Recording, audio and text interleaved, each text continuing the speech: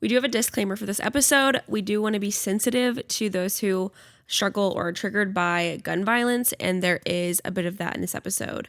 Most of you can probably guess what it is because it has to do with JFK. We do discuss Jackie's perspective. She was there at the scene, and it gets a little bit graphic. So if you are sensitive to violence, just skip this episode, and we'll catch you next time. Welcome to Blood and Business. I'm Bethany. And I'm Cassie. Today we're talking about a sister duo, literally born and bred for the world stage. They were two of the most glamorous women of the 20th century. One changed the White House forever and set a new template for what a First Lady of the United States could be and would be. The other would wander for a lifetime, trying to find her own limelight and step out of the shadows of her sister. Their lifelong quest? Money, power, and glory. And they found it. But it never quite satisfied the hunger that they both carried. They will forever be remembered, but they lost each other along the way. They are Jackie Kennedy, and Princess Lee Radziwill. This is part 3 of The Bouvier Sisters.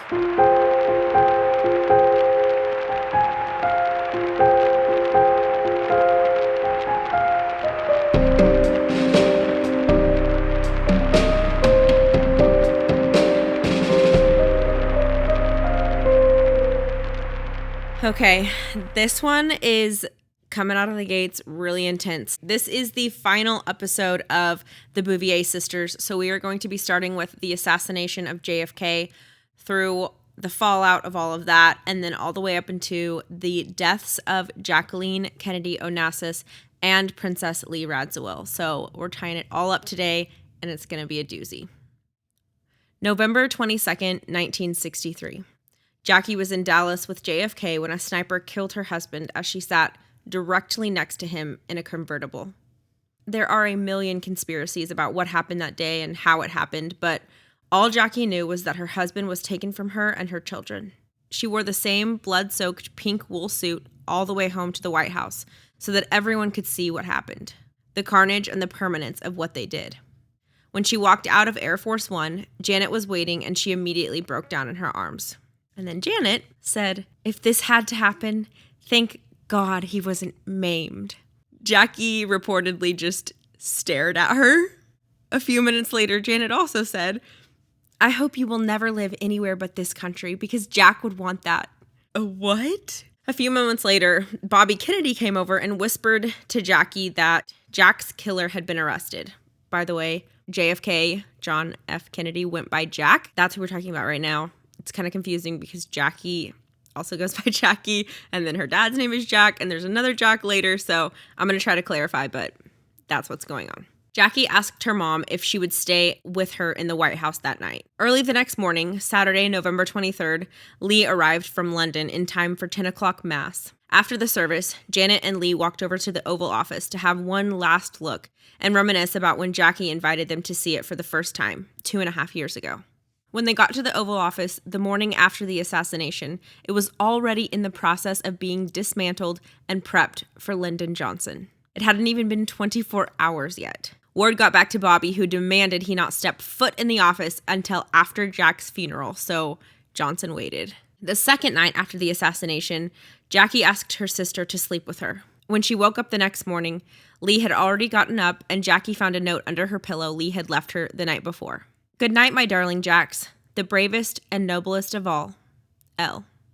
Onassis called that morning, Sunday the 25th. He called to check on Lee and to give his condolences to Jackie. Apparently, she had given him her personal phone number on that vacation that they took after Patrick's death, but with the high call volume into Washington, he wasn't able to reach her before. He also told Lee that he wanted to come to the funeral. Lee didn't think that was a good idea, as he didn't know Jack at all and barely knew Jackie. Plus, she knew how most of their family felt about them. She told him not to come, but he wasn't the type to take no for an answer, so he came anyway.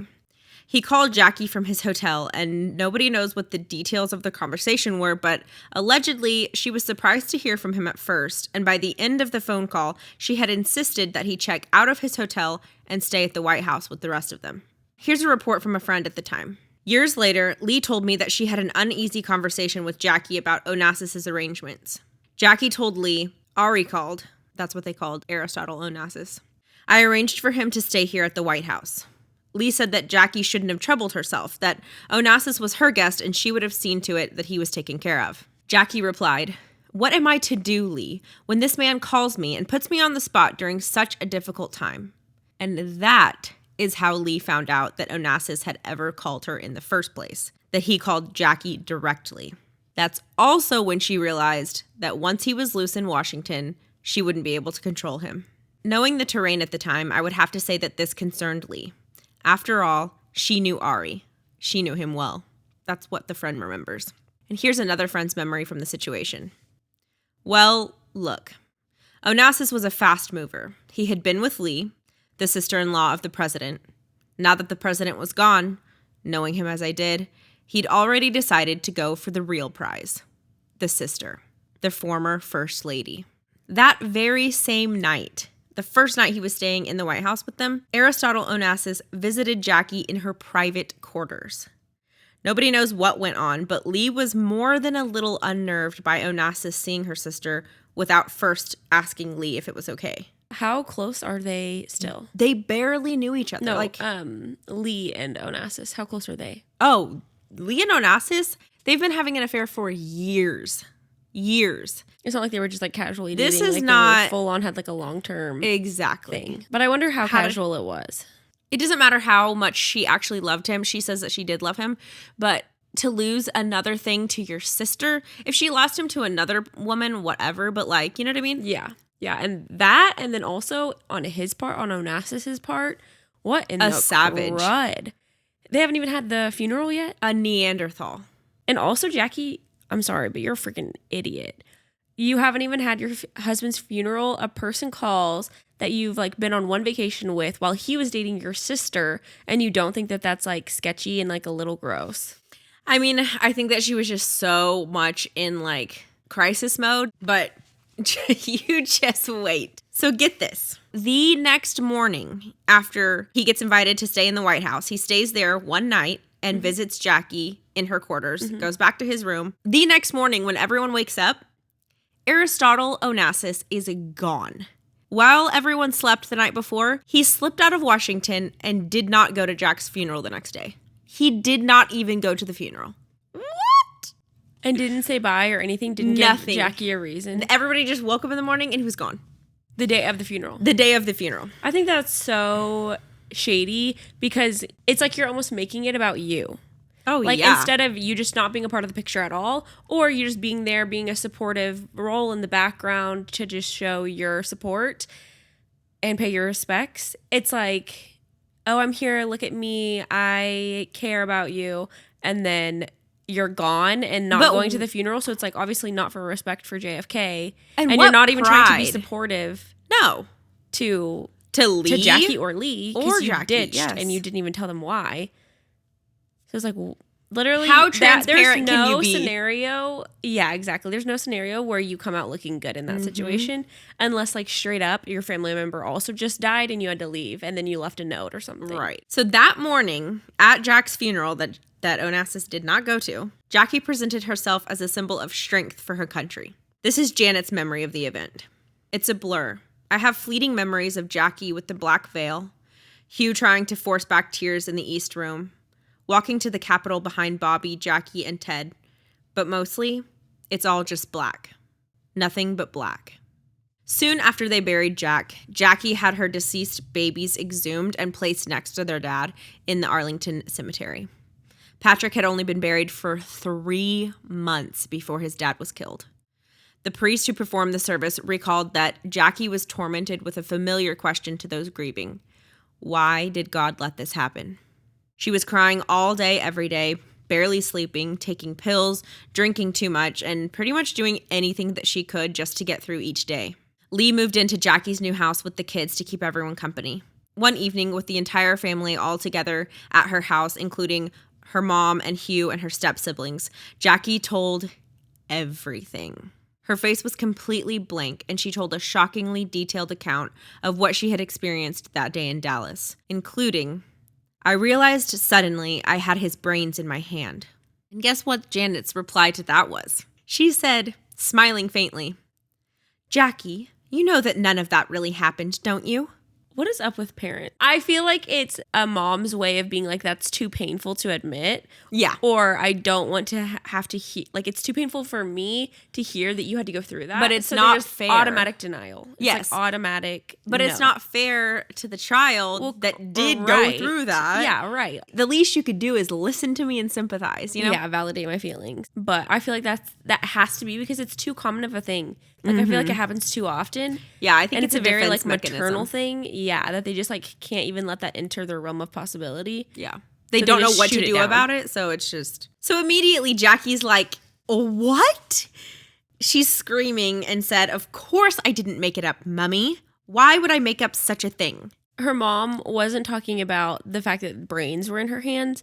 She was talking about, like, the entire event. Like, I don't understand. It's not clear. I'm assuming that she's talking about, like, the details of it. Mm-hmm. She wants it to be like, oh, he just died. And that was that. Like, you lost your husband.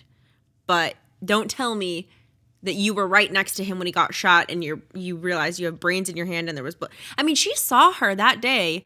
Jackie, there's photos. Jackie has dried blood all over her pink wool matching suit.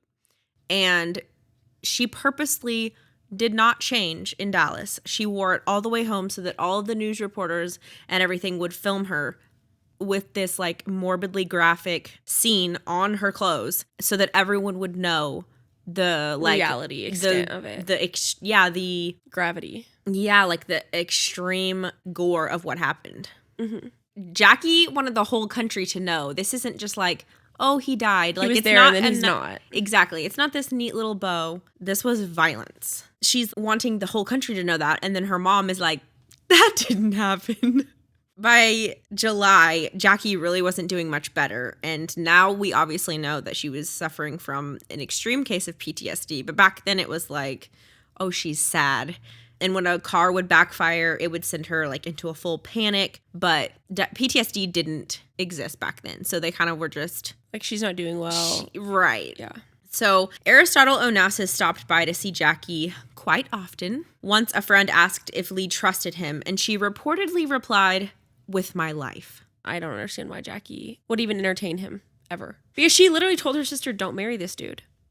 Like Jackie told Lee when Lee wanted to be with Onassis, like, he's not loyal. You need to marry Radziwill. That's the right thing to do. Yeah.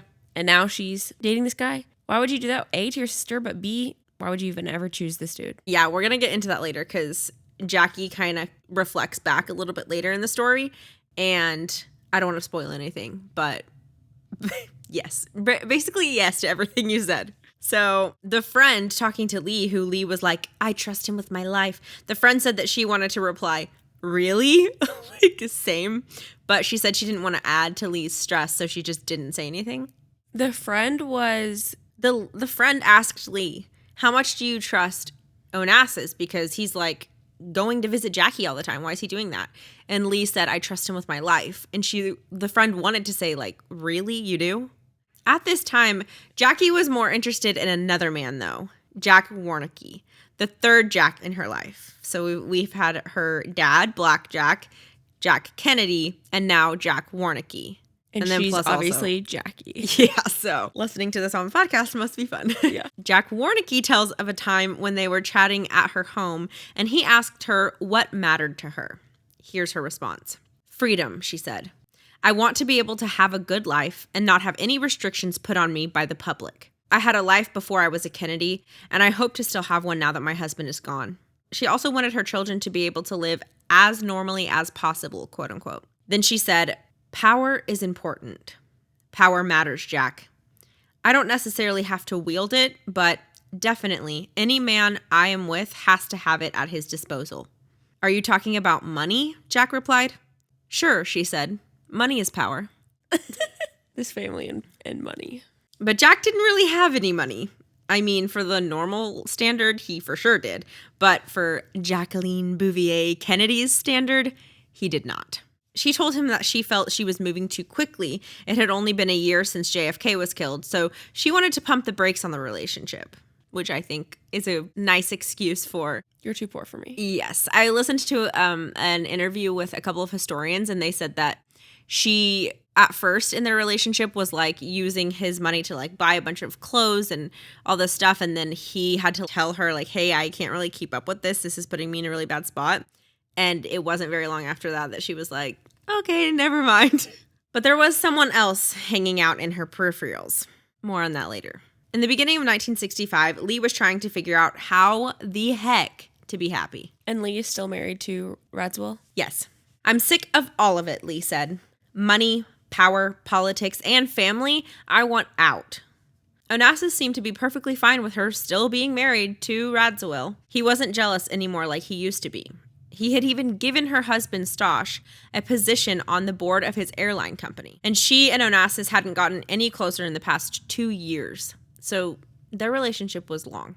She started to look back and try to figure out when she had been happy. She decided definitely when she was working for Harper's Bazaar before she married Michael Canfield. Remember whenever she took her mom and her friend to tour? So like early 20s? Yep. And also during that brief time she was working for Vogue in Europe. So both before children? Yes. He's like, I'm judging you. She concluded that she was happiest when she was doing something creative, something outside her house and her family that connected her to art, culture, and people. What I am seeking is self-expression by exploration and by opening up my mind to different ways of life. I was brought up to be the fat, delicious one that everyone liked to squeeze. The fat, happy child who would marry someone in the racket club and drive around in a station wagon all the time to pick up 12 children and bring them home to a rose-covered cottage. I mean, sounds pretty good to me. Honestly. But Lee Bouvier Radziwill was never going to be that woman. She tried her hand at acting. It didn't last long. But for Jackie, it didn't matter if Lee was going to be good or if she was bad. She was going to support her sister, and that was the end of it for her. Here's an overheard conversation between the sisters after one of Lee's first performances that I got from the book Jackie, Janet, and Lee. Fantastic, Jackie exclaimed in front of everyone as she embraced Lee, who seemed a little embarrassed. Was I really good? Lee asked. Yes, Jackie answered. Absolutely. Encouraged by her friend Truman Capote, Lee accepted a role in a play, The Philadelphia Story. It was scheduled to run for 4 weeks at a theater in Chicago starting on June 20th, 1967. The show's producer wanted to bill her as Princess Lee Radziwill. She refused, which is a little bit weird because when JFK was first elected, all of the reporters and stuff were like trying to call her Mrs. Canfield, and she was like, no, it's Princess Lee Radziwill. Mm-hmm. And now she's like, do not call me Princess Lee Radziwill. She said that she wanted to be known as Caroline Bouvier in order to set her new career apart from her public persona. Her acting career was about her, not her husband or her marriage. They finally agreed on Lee Bouvier for the marquee, though the producer was not happy about it. Lee also said that there should be no mention of Jackie in her playbill biography, which made zero sense to the producer as well. Why were people coming to see her if not because she was Jackie's sister? She just like cannot get out of her own way. She makes life so difficult on herself. Yep. Also, no one ever makes their own way. Like no one's ever famous because of their... Like Jackie is only famous because of JFK. Literally. Like before that, do you think people are going to come swarming to care about who she is? No, she only got crazy famous because she was the first lady. That's true. So she's riding on the coattails of JFK. Right. And why can't Lee ride on the coattails of JFK? Both of them. Through and also before that, the only reason she ever got to marry JFK was because her mom and her dad put her in all the right schools. I knew how lucky I was to have such an opportunity, but there was a price to be paid. I was walking into an incredible barrage of criticism, much more than most actresses on stage for the first time. I knew everybody would be out for blood. People were waiting to laugh, but it would have taken more than that to stop me. Lee fully expected Jackie to be at the premiere of her show to support her, but Jackie wasn't anywhere to be found. Lee had one of her friends call Jackie to see where the heck she was, but when he got a hold of her, she told him that she wasn't coming. She told him that anywhere she went, a circus was sure to ensue, and she wanted this to be Lee's moment, so she was going to stay home. She told him to take care of Lee. She said she wanted Lee to be okay. And maybe that would have been a kind thing to do, but it got weird when Jackie said that she wouldn't be able to make any of Lee's performances during the show's 4-week run. I understand not coming to the premiere because it's going to be like this giant spectacle. Yeah, like a madhouse. Yeah, you're going to cause a circus for sure. but come to like week 3, show 4. Like, or like sneak in the back. Like you don't even have to tell anyone, go into disguise. And Lee has been there for pretty much everything going on with Jackie, even though she wasn't happy about it. Yeah. So then the other foot dropped. Lee wasn't naive and they had all the same friends. So it wasn't long before she found out that Jackie had gone on a trip alone with Onasis and hid it from her. Why in the, oh my gosh, why do people do these things to themselves? Like, honestly, there are a billion other dudes in the freaking world. Why? And you have connections to all of them. You could have access to all of them. Why do you have to pick the one? And they probably all want to be with you. Yeah. Why do you want to pick the one that your sister is? Like, no, here's the thing. Even, Lee was still in a relationship with him currently. Not like, oh, this is your ex. Why would you even choose somebody's ex? I wouldn't even choose someone that my sister talked to. Straight up. But this dude is still literally having an ongoing years, almost a decade-long affair with your sister. With, yes, your freaking one sister. I cannot with people like that. Even when friends do that crap, I'm like, you're a bad friend. Yes. But honestly, that's too much. I'm sorry, but there's no one who's that good. Like, it's not worth it. I promise you can find someone better. It is not worth it, first of all. Second of all, it's clearly not worth it because this dude is dating you and your sister at the exact same time. So it's not even like, oh, she just thinks that he's so great. Right. He's not. No. And also, you have children. So, like, you're supposed to be looking for a suitor that can be a father. And and he is the opposite. He's like the party boy of a role model. He's a party boy. He's a criminal. And he is clearly a player and just clearly gross. Has no morals. None. And he ditched you on your freaking husband's funeral day. Like, you have absolutely every strike against you, dude. Yeah. Like, I don't understand. Your money, it has to be like a Trump type of a thing. It is. Like, it's the money and the power. Money. I want to put the Lana song in. If I can't have love, I want power. That too. Halsey and Lana understand. Well, straight up, that's how she felt. She said that that's how she felt. Yeah. She said if I can't wants have money, I want power. Yeah, she was dating a man that she actually liked. He didn't have enough money for her. And so she chose, her priority was power over love, over emotions. Yeah, and it has been since the beginning. Over a decent human. Yeah. Over a decent partner. Which is totally fine. And I don't even have that many quarrels against if you're just a lonesome person. Right. You have freaking children. Like, you are literally raising human beings. Mm-hmm. And you're going to pick this dude who has nothing. I mean, maybe he has some traits that he can pass down. He's a shrewd businessman, whatever. But mostly he's not going to be. He just has money to pass down. Yes, mostly he just has money. And like, I promise you, your kids don't need money as much as they need you to be there and supportive and showing them a good role model. Jackie should know better because A, she comes from a broken family. And maybe that's why she's like, she didn't even know what she was supposed to be providing for her kids, you know? I guess. Yeah, she just didn't have good examples. But she's has her head intellectual. On her more. Let's freaking think about this for a second. Like, she's smart. Yeah. And honestly, Jack Kennedy seemed like a good dad. He wasn't a good, faithful partner, but he involved Jackie in, like, I really do think that he was just didn't understand what was right and wrong almost. Yeah. Like, or like maybe he understood, like, quote unquote, people say this is wrong, but like, it didn't feel wrong to him. Yeah. And in his family, it wasn't. But like, if you look at where he spent his time, I mean, of course he wasn't there for her. I don't know. He's very confusing because he spent a lot of weekends like at Marywood, the Auchincloss estate. Even if Jackie wasn't there, he'd be like, hey, I'm lonely this weekend. Can I come hang out, Janet? And he would bring the kids and come hang out. No way. And so he was definitely like a family man. Yeah. And he was always there for his kids. And I feel like he respected her a lot as well, especially for the time and her being a woman, her being like what was expected of that type of a role. That was part of why he gave her so much access to the power and the decision making. That's part of why they were together in the first place, because she really impressed him with how smart she was. We all have our flaws, whatever. So we all have our flaws, but this Aristotle Onasis guy, so it's like she kind of had some sort of picture of what a father should be. Mm-hmm. And then this is the dude that you choose?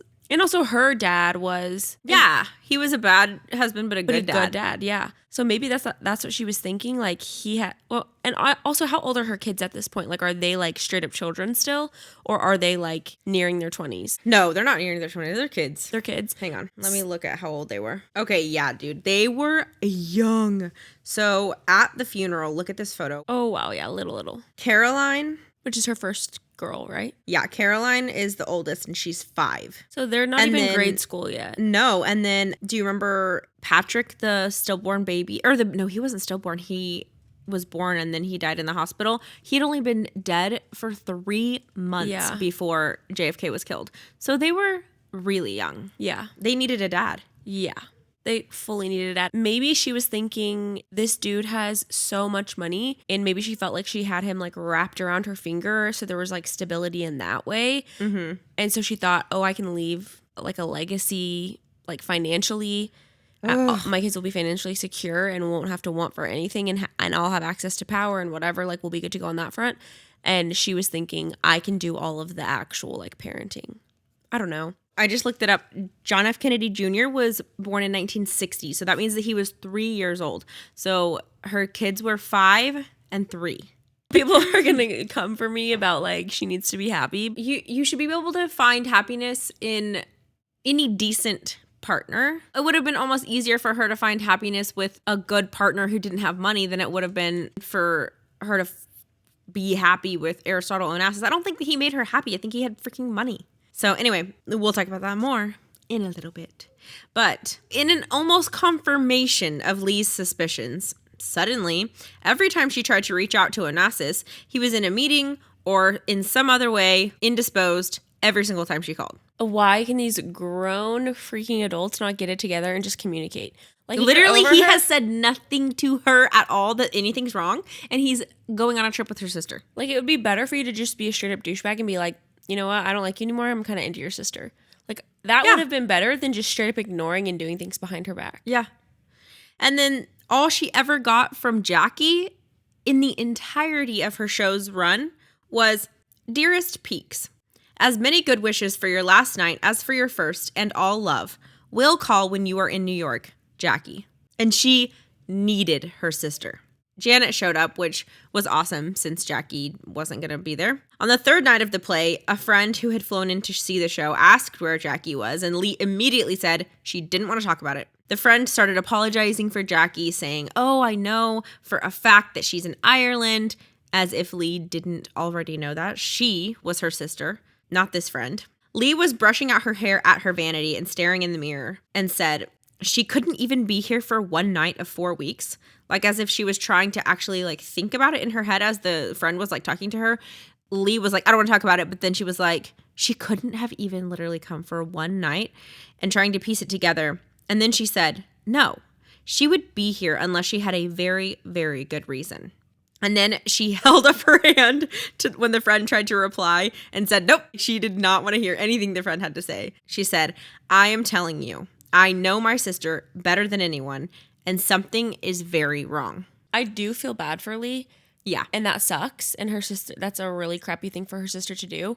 But also, Lee kind of did the same thing with like the whole not going to pick up her kid. Mm-hmm. Just because she didn't want to. Just avoided the situation. Avoided her mom and her sister because it seems like a family tradition. Yeah. Don't say anything. Don't talk about it. Just wait for it to blow over. And then we'll all be good to go, and none of us have to ever even discuss it. So in May of 1968, Jackie joined Onassis on a cruise of the Virgin Islands on his boat, the Christina. Reports say that they still slept in separate rooms on this trip, but apparently this is when Onassis asked her to marry him.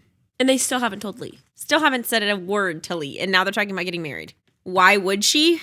Protection. He had an actual army of 75 security men, some with machine guns, and it was almost impossible for her to go anywhere without a mob at this point. Her husband was also shot in public right next to her, so this may have been the PTSD speaking. And it was about to get even scarier for Jackie because on June 5th, 1968, the phone rang.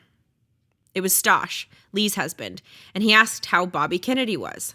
He had just won the California primary for the Democratic nomination for the presidency that year, so Jackie was super excited and responded to Stosh thinking he was talking about the election. And Bobby and Jackie got really, really close after Jackie Kennedy died because Bobby was his closest brother. Like, they were always the closest out of all of his brothers and siblings. And since those two, Jackie and Bobby, were the closest to JFK when he died, they kind of like really identified with each other and sympathized with each other, or I guess empathized. And so it just bonded them. Yeah, it bonded them. So then this happens. So she's like, oh my gosh, isn't it so wonderful? He won the election. And Stosh is like, no, how is he? Like, have you heard how he's doing? Is he going to be okay? And Jackie's like, excuse me? What are you talking about? Obviously, he's doing amazing. He just won the election. And Stosh just responds, Jackie, he's been shot. He had taken a bullet to the head, and it was actually now in critical condition. She got on a plane that day and got to the hospital around 1:30 in the morning, and everyone said that she was super shaken when she got there. Can you imagine getting that phone call? Your husband dies right next to you, and then you get a phone call that his brother, which is basically like your brother, basically. The closest thing you have to your husband. Yeah, him. I would literally be like, this isn't happening right now. Like, I would just, my body would be leaving. Yeah, my soul would be leaving my body. I would be dying right there. This is just Dallas all over again. Yeah, just trauma on trauma on trauma. This was the person that knew the most of what she was going through after her husband died. He was the one that she would talk to about her trauma and about how she was feeling, because he was the closest person that would have a similar experience. And so now that person has had the same thing happen. He had a wife, Ethel, who was pregnant at the time, and he had 10 more older children. Jeez. So then Jackie gets to the hospital, and Ethel asks Jackie to pull the plug on his life support. Yeah, he wasn't going to make it, and she couldn't bring herself to do it, Ethel. And so Jackie had to talk to the doctors and get it done. Oh my gosh. So he died. Oh my gosh. How were they both murdered? It was the same people or what? I don't know. I didn't look into the conspiracies because that is a can of worms. Yeah. But when we do, I really think we should do a Kennedy episode, because politics was their family business, and they all were involved, and there's lots of stories around the Kennedys, so I think we should do an episode about them, and we'll have to look into it. That is crazy. It's insane. So in London, Lee was so upset by this that she couldn't stop crying long enough to drive safely, and she actually ended up getting a reckless driving charge. So she stayed back one extra day to try to compose herself, while Stosh went ahead and flew to LA to be with everybody, because Bobby was at the California Democratic election, and so everybody had to go out to California. But Lee had dinner with friends that night in London, and apparently she went off on a giant tangent about how awful her sister was, and how her life is going to be hell, trying to calm her down for the next few months, because this tragedy will bring up the old one. And according to a friend, she literally said, she gets so that she hits me across the face, and apropos of nothing. She's so jealous of me, but I don't know if it's because I have Stosh and 2 children, and I have gone my own way and become independent, but she goads me to the extent that I yell back at her and say, thank heavens, at last I've broken away from my parents and you and everything of my former life. And allegedly, once Lee got started on Jackie, it was really hard for her to stop, and she just vomited everything. Jackie's mental health did a nosedive after. As you would expect. It wasn't good to begin with, but it got exponentially worse after that.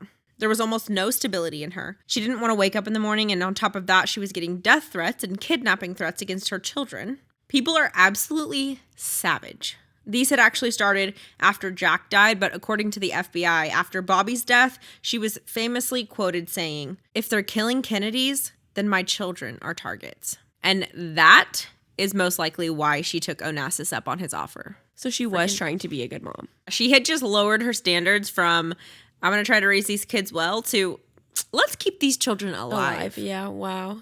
When Janet found out what she was contemplating, the marrying Onassis situation, Janet freaked out. She quite literally begged her not to do it. Not just because she didn't approve of Onassis. She knew that he was a horrible person, but more because she knew that Lee was in love with him. It didn't matter how rich this guy was. She would never be approving of a relationship that would pit Lee and Jackie against each other. She kind of pit them against each other by comparing them all the time, but mothers. Yeah. So Jackie called her mom on Monday, October 14th, 1968, and told her that she had decided to marry Aristotle Onasis immediately. The media had started to go crazy over her relationship with Onassis, and she was scared that her life was becoming completely unmanageable with paparazzi pounding her and her kids anywhere that they went. Janet did not want to hear it. She thought that Jackie should just take the kids into hiding and wait it out, not marry Onassis over it. Janet was so confused about why Jackie would be marrying him that she started to think that maybe Jackie was punishing her for divorcing her dad back in the day. This family is full of self-righteous people. Honestly, everyone thinks it's all about them. Yeah, I kind of understand why Jackie wants to be with him and that gives her security, and that she's had multiple people in her family that she's close to with the same last name as her children be absolutely murdered, and they don't really know why or what's going on. Right. And they can't just the dude isn't just behind bars and that's it. We still don't know what was going on. So I get that need for security, but do you know how many other people there are who also have security guards and stuff who are also crazy rich? And the FBI was involved. They were trying to protect her. Yeah. So, I mean, I understand that, yes, personal security might be able to do a little bit more, but she was just so freaked out at this point that I just think that she was so desperate. She just made decisions. Full survival mode. Yeah. She couldn't even think about, what is my sister going to feel about this? Another theory of Janet's was that maybe it was just about money. Jackie's mom did not think that Jackie was making this decision for the kids to protect them. She literally was like, she's marrying this dude because he's rich. So I don't know. That says stuff too. The people who know you the most think that. Which I'm sure, and the reason that he can have all the security is because he's rich. He can afford them. Exactly. So it all does go back to money and what you can afford, the luxuries that you have. And there was actually a money deal in place at this time. Jackie was going to get about $1.5 million from Onassis in an immediate lump sum right after they got married. Her lawyer actually managed to double that before they actually got married. So she got $3 million in 1968. So for what? Why? Just for marrying him. Just as a prenuptial agreement or whatever. I don't know what that's called. I do not understand that. Rich people problems. In today's money, that $3 million would be more than $20 million. Jeez. She was also going to receive $30,000 a month for expenses, quote unquote expenses. And again, that's about $200,000 today, a month. And then each of her kids would receive $1 million, and the annual interest on that would revert back to Jackie. So the kids were going to get $1 million each when she married him. Not when he died, when she married him. I think when you are in that class and just in that world, you are marrying as a business transaction, as a future investment. Not when you're that far up in that 1% of a 1%. Yeah. Yeah. When this is not normal rich people. No. I'm not talking just celebrity status or normal rich people. No, this is old money. Full. Yeah, exactly. Generation after generation. This is what life is about. Yes. And that's what you're taught. People do marry for money, I'm sure, more than we think. I'm sure. And to just get ahead in life. And the thing is, isn't it ironic that Janet is judging her for marrying him for money? But isn't that what she did with Hugh? Same thing, yeah. The exact same thing. If you just look at the historical events that were going on right here, money was on her mind at this time for sure. Her grandpa on her mom's side, her grandpa Lee, had just died, and her and Lee didn't think that they were going to get a lot from him, but they thought that they would get something, and he didn't leave them a penny. And he helped them out while he was alive. Yeah. So that's weird. I don't know. It's so strange. Maybe he was just you guys are fine. Maybe he thought they were married. They got it figured out. I don't know. He was there for them when they were young, but... Or maybe he just gave it all to their mom and thought that their mom would help out if she thought that they needed to, or... You know what I mean? Yeah. He didn't really know what was going on, so he's well, Janet can figure it out. Yeah, she'll deal with it. Truman Capote was a friend of Lee's, and he said that as soon as she found out about Jackie and Onassis, she came to him asking how Jackie could do this to her and was sobbing. As to be expected. Onassis was actually the one that called and told Lee, not Jackie. I feel Jackie was not even in denial about how awful it was what she was doing. Right. She knew. She was just like, it's so awful. I'm not going to talk about it. Yeah. And like, I'm choosing what I'm choosing, and I'm not going to face it. Like, I don't care. I need this to happen. I need this business transaction to go through, and I will feel so guilty if I talk to my sister, so I'm not even going to face that. Right. Like, honestly, I thought Jackie was fine, like a good person, and like hadn't really done anything in this story so far that has like really pissed me off. Like, she's made some questionable decisions and stuff, but nothing like that bad. Yeah. That would be hard to forgive, especially with how much Lee has already lost everything to Jackie. This is unnecessary. This is unnecessary extra torture. Yep. And then Lee's going to get some points. Just hang on. So when Onassis called Lee to tell them, hey, we haven't said anything yet, but we're together and we're getting married, he begged Lee to come to the wedding in Greece. They were having it there so that the press would have like an excuse for a bunch of the Kennedys not coming to the wedding. The real reason that the Kennedys weren't coming to the wedding was because they were like, this is bullcrap. But it was like, oh, it's in Greece, so they can't travel that far. I was wondering what the Kennedys thought, since their nieces their and nephews and yes. grandchildren are in that family. Like, and still like babies, like whoever Jackie marries is going to be raising their family members. The freaking Kennedys would have taken care of those kids financially. They had enough money. I don't understand why they have to have an exuberant, like insane amount of money. They would be insanely like wealthy, 1% of 1%, just with the Kennedys taking care of them. Yes, and still have power. Like, that family definitely still has power, no matter who's in office.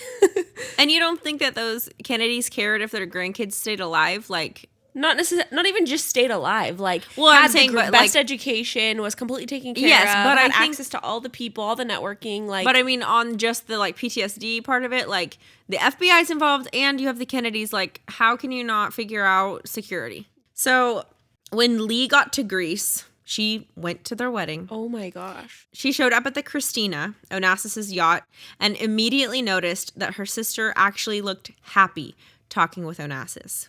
The last few years of memories of her sister were filled with depression, anxiety, and lots of pills that altered her personality. She immediately remembered conversations of Jackie wanting to join Jack in the afterlife and all of the torture that her sister had been in. After Bobby's funeral, Jackie got to the point where she sometimes even seemed like delusional, talking about Jack and Bobby as if they were still alive, and worrying about like a White House task that she needed to do, or duty, as if she was still the first lady. She had also mentioned to Lee that if anything did happen to her kids, she would simply not survive it. Like, she was just gonna be done. So with all of that in her mind, Lee almost burst into tears when she saw her sister laugh. Allegedly, when she walked up to the two of them on the boat's deck, Onassis didn't have the heart to face Lee, so he literally just walked away and left the two sisters alone to talk.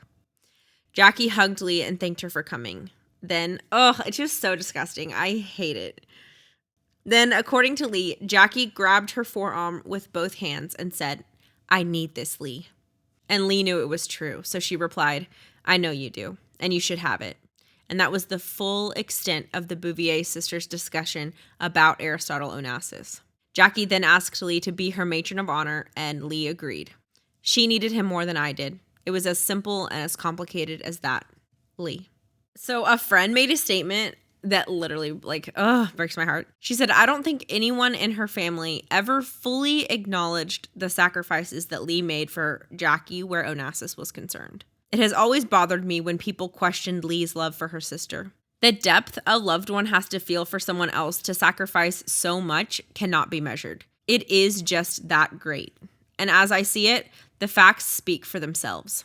Remember, Lee basically gave up Onassis to, their relationship probably would have moved forward if she hadn't, remarried Radziwill. That's whenever her and Onassis' relationship, stopped progressing. And she only did that to appease the Kennedys and her sister and, protect the presidency. So she did that for her Jackie. sister in the first place. So she gave up Onassis for Jackie twice, basically. Yeah. The first time she gave him up. The second time she gave him to her.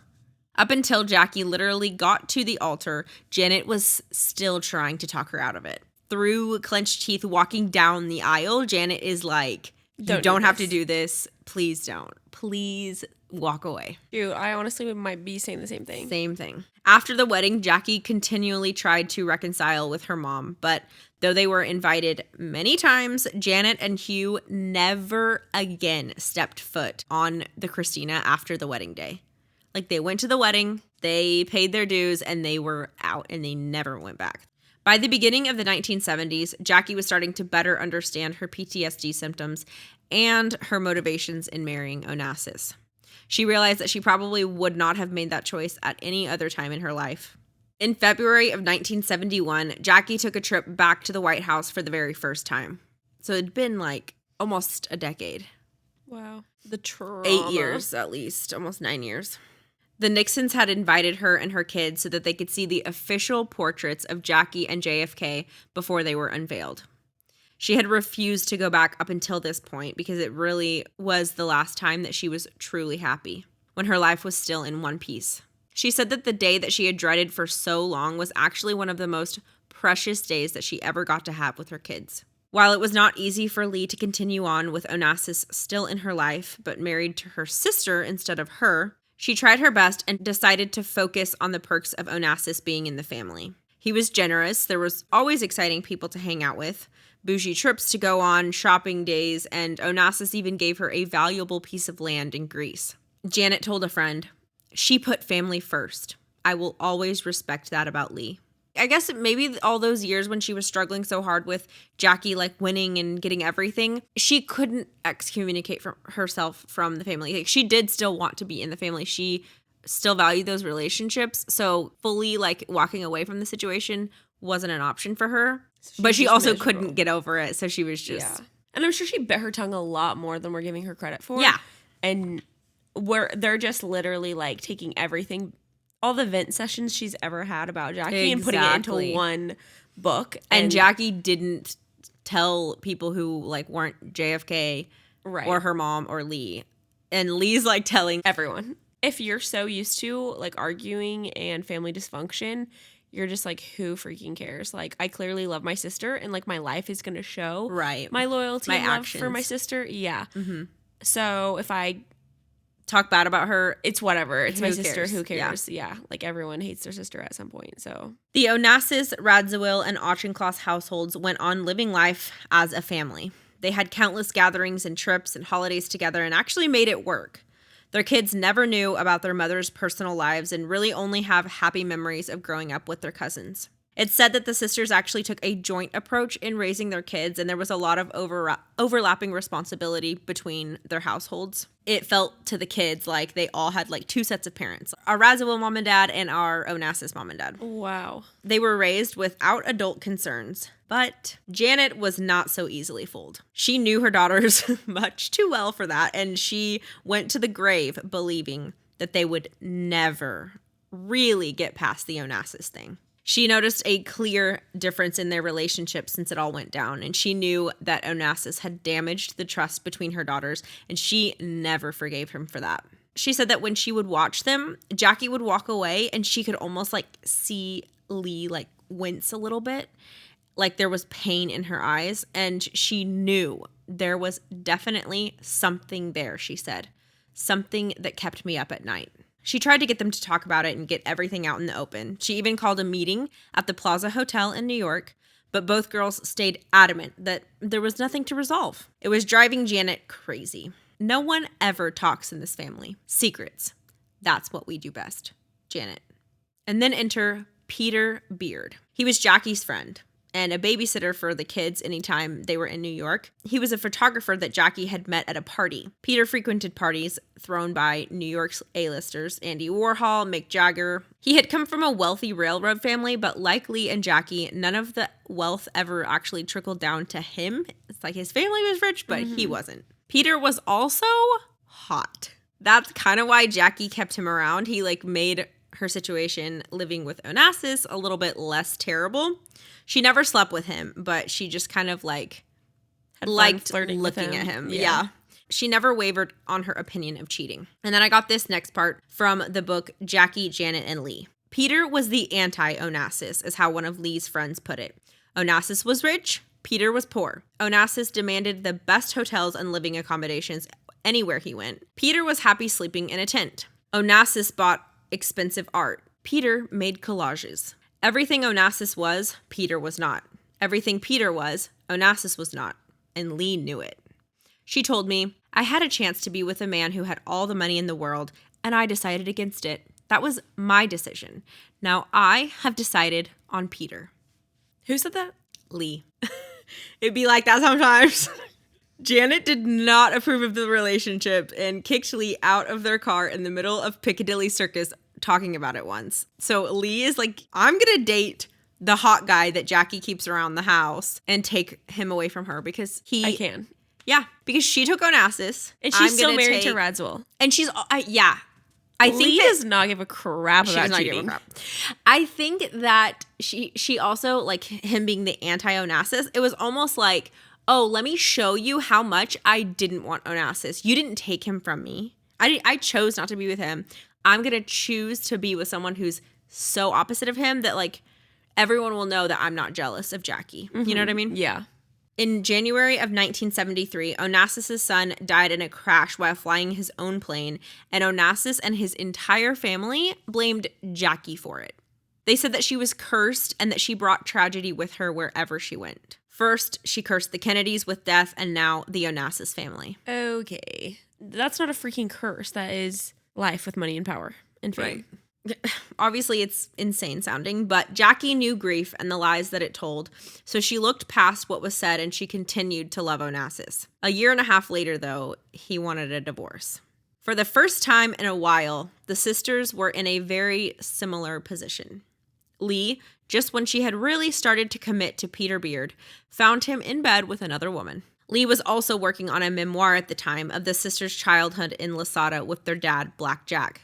While on a cruise on the Christina, they spent hours and hours retelling stories, and it actually helped them, like, regain some of their closeness that they used to have, working on the memoir together and reminiscing over all of their childhood stories. Jackie was 45 at the time, and Lee was 41, and as they told stories of, like, missing teeth and school costume parties, they started to wonder why they had ever let anything get in between them. In front of a bunch of other people on that trip, while reminiscing, Jackie laid her head on Lee's shoulder and said, I haven't been a very good sister to you, have I? Lee replied with, I know we can both do better. Jackie reportedly had tears in her eyes after that response. According to the friends on that trip, when they were about to say goodbye, Lee said she was looking forward to their next visit to their mom's house, and Jackie responded by tapping her on the shoulder and said, You're it. Lee said, Oh, no, I'm not. And then they started chasing each other around the ship's deck like they were kids again. March 15th, 1975, Onassis passed away due to an illness that he'd been battling. He and Jackie were still married, but his daughter literally hated Jackie. She's the one that the boat was named after. Her name's Christina. And she thought that the whole curse thing was true. So she fought Jackie hard on what she would inherit. And apparently Greek law lets you, like, fight a person's will. Like, even if the will states, I'm giving this much to this person, you can go to the court and, like, contest it. Yeah. So Jackie had to end up settling for $25.5 million total, and $6 million of that went to taxes, $500,000 to lawyer fees. So she ended up with $19 million in the bank. Still a lot of money, but compared to what Onassis was worth, it was not much at all. Also, people mostly assume that Jackie was as rich as she was just from inheriting money from Onassis, but it actually wasn't the money that she got, but what she did with it that made her so rich. She had a good friend who was an investor, and he helped her, like, buy grocery stores and stocks and a bunch of stuff. And just within a few years, her money exploded. Onassis did not leave a dime to Lee. After Onassis died, Jackie wanted a career, and in typical Jackie fashion, she easily figured out what she wanted to do, and then she just did it with little opposition. She basically had zero experience, but she wanted to be a book editor. She was obviously really well read, and she was one of the most famous women in America. So she just walked in to a publishing place, and they hired her. The publishing world opened their arms to her, and guess who had been trying to get a memoir published for 2 years before Jackie even thought about writing? Lee. They had literally worked on it together. Like they not worked on it together, but they had like been telling stories and like thinking, oh, what should we put in? And Lee's book idea was eventually greenlit. But when she turned in the manuscript, the publisher said that there were major issues with the writing and that she needed to hire a ghostwriter. Lee could not get her head around like somebody else writing her memoir. She was like, well, then it's not a memoir. So she just like forgot the whole idea. She's like, never mind. If I can't write it, I don't want to do it. They also were asking her to write a bunch about the Kennedys and that type of stuff too. So it was probably just all of it. She was like, never mind. This is not what I want. So now Jackie just out of the blue decides, oh, I want to be a book editor. And then she walks into a publishing house, gets a job, and apparently is naturally a much better writer than Lee. Well, Jackie, we learned in the first episode, I think it was. Yeah. Jackie was a journalist and like went to school for journalism. So I'm sure she picked up some skills. Yeah, was well versed in writing. And she definitely was well read. So she had always been a writer, but it was just so shortly after Lee was trying to get the book deal, and it was just Jackie hadn't touched the writing world in decades. Yeah. And obviously she did not mean to hurt Lee by it, but she said that she had experienced much of her life through her husband's experiences, and now she wanted to set herself apart as her own woman. But from Lee's perspective, Jackie hadn't even bothered to tell her. Jackie didn't say, hey, I'm going to go be a book editor. She had to hear it from a friend, and so maybe Jackie like knew that it would bother her, and so that's why she didn't talk about it. This family, man. It's all like expectations and lack of communication. And avoiding communication and avoiding confrontation, even though there's so much need for confrontation. It's like you can have a very dysfunctional, not okay family, but if you're all communicating about it and all working through it together, like it's working like through totally it as fine. it comes. Yeah. But if you let it all build up and never talk about it, and it's all just stacking on top of each other, every failed expectation, every it's like cancer in the relationship. Yeah, it just grows and grows and grows and grows. And they have a very dysfunctional family, and a lot of crap goes down, and there are so many moving parts and different characters in the story that if they would have taken every hit as it came, it would have been fine. But it's like they just had so many skeletons in their closet that their closet was just bursting open, like bound to explode. People magazine wrote, Jackie O is just amazing. She really can do it all. A longtime friend of the sisters said, Jackie was still the star and everything always seemed to go so well for her. Lee was absolutely swamped by this. June 27th, 1976, Stosh Radziwill, Lee's ex-husband now, whenever she started the affair with Peter Beard, a few months into the affair, they went ahead and got a divorce. So he passed away, but Lee would never stop loving him, and he was both of her kids' dad. So it was devastating for her. And they had been together for so long. So long. Lee told one of Stosh's older kids, the prince is gone. We built a real life. There were ups and downs, but at least we were together. In many ways, Stosh was my one sane relationship. I will always love him. He also was so much a part of their family. Yeah. Like he was there for everything. He was close with JFK. He was close with their mom. He was hired by Onassis. Like he was involved in every family relationship that there was. He took a lot of punches. He was there for when Jackie became first lady, whenever she went through all that depression and like their baby being in the hospital for all those months. And he was trying to help her during all that. And then he had the affair and he was immediately remorseful for it. Like, I think that out of all of their husbands, Jackie's and Lee's, Stosh Radziwill was probably the best. He did get together with Lee through an affair, and he had one, but with what we've got to work with, Stosh was probably the best. Yeah, agreed. Definitely like the most loyal and the most just present in the family and what was going on. And wanting the best for everybody else as well. Yeah, he showed up before Lee even did when... Yes. Yeah. He rushed whenever Bobby... Like, it wasn't even JFK. It was his brother. Yeah, and still he came to support the family. With Jackie. Yeah. Jackie was just as distraught as Lee was. She had come to love him as her brother.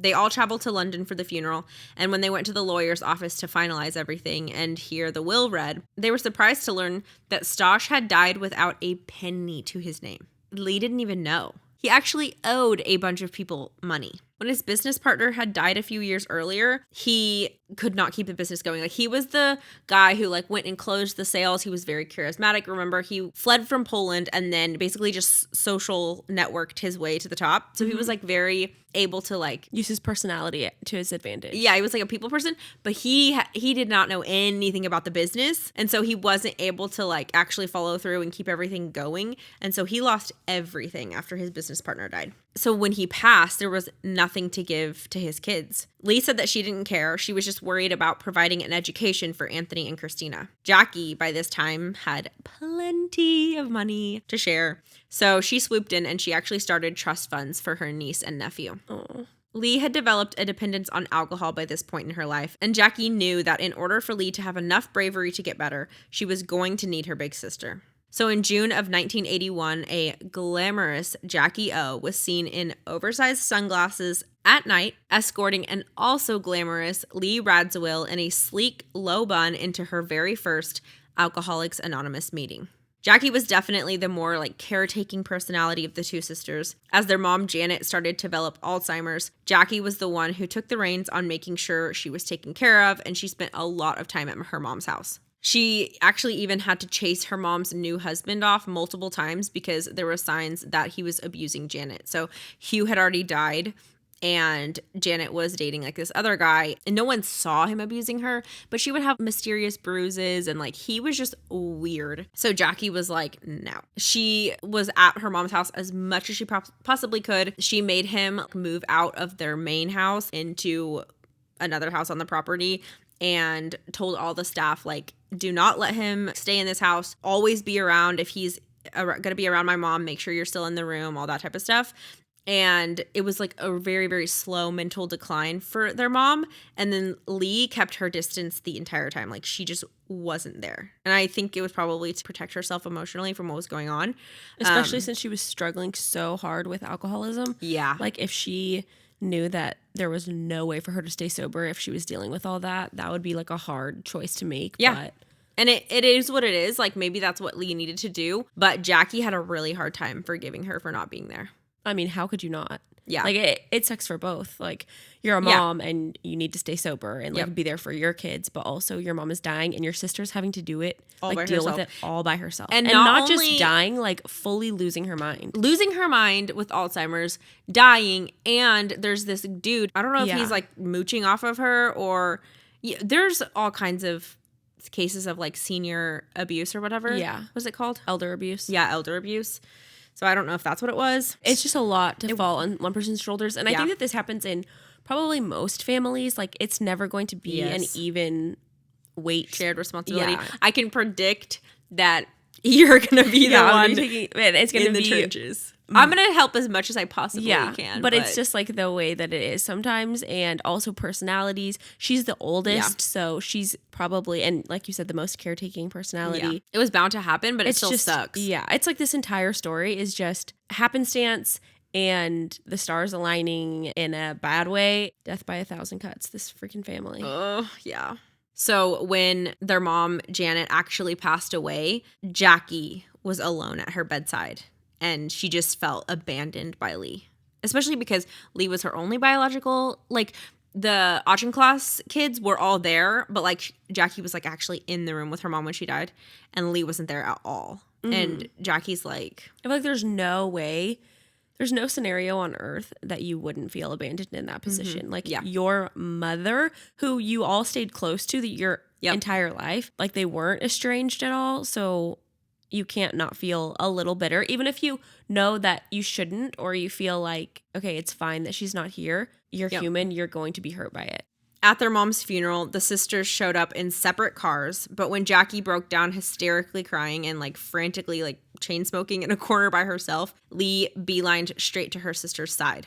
They had a complicated relationship and a checkered past, but it was theirs. Only they knew what each other had been through and what their mom meant to them. They scattered her ashes together at the end of the dock at the old Auchincloss estate. Their step-siblings said that as they watched from the shore, Jackie put her arm around Lee, and Lee rested her head on Jackie's shoulder. They never found each other again after that. The only time they saw each other over the next 5 years was for holidays and their kids' birthdays. Jackie stayed in touch with all of her other siblings, but Lee almost entirely stopped communication with anyone in the family. It was like she was allowing her past to die with her mother.